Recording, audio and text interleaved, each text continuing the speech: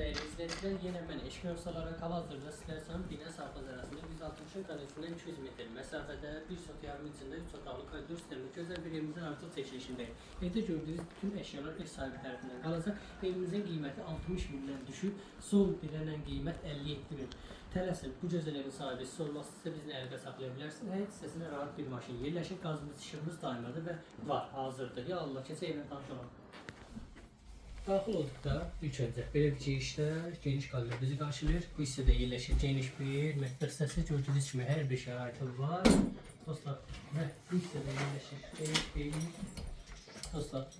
Gördüğünüz gibi geniş bir zalımız, zal hissədən də geniş, ideal, möhtəşəm bir mətbəx hissəsi mövcuddur. Gördüyünüz kimi açıq hissədir və bu hissədə yerləşir sentral qovşaq hissəsi dostlar. Və belə bir geniş bir yataq otağı mövcuddur. Sonda ise böyle bir geniş yatak otağı mövcuddur.